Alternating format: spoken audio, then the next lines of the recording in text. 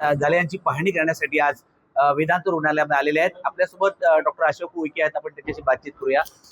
Sir, आपण या रुग्णालयामध्ये आज या जखमी रुग्णांची भेट घेतली. नेमकी काय परिस्थिती आणि कसं आपण झालेल्या अपघाताच्या दरम्यान 13 व्यक्तीचं निधन झालं.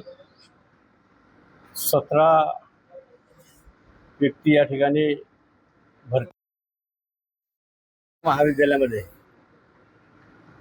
सर्वांचा चांगला उपचार सुरू आहे.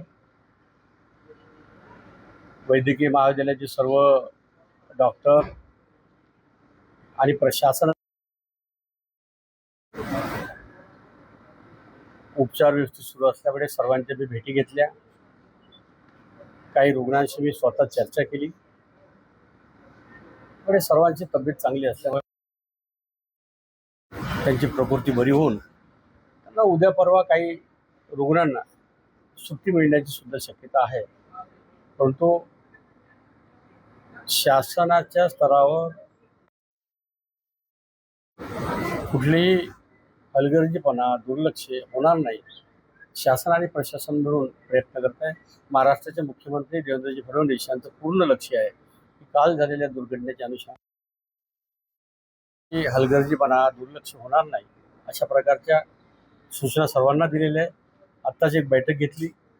Superintendent of medical officer ATC प्रकल्पाची चर्चा केली. आमच्यासोबत सन्मानित खासदार हेमंतजी सौरा आहे, आमदार आमचे हरीश भोये आहे. मी सर्वांनी मिळून या ठिकाणी चर्चा केली असते. त्यांना सूचना दिल्या की कोणालाही बाहेरून औषधी त्रास होता कामा नये याची दक्षता घ्यावं. तर निश्चितच तंत्रज्ञानाचं पालन करेल.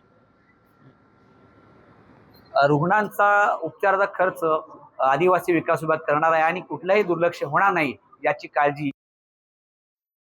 शेख, TV9 मराठी, पालघर.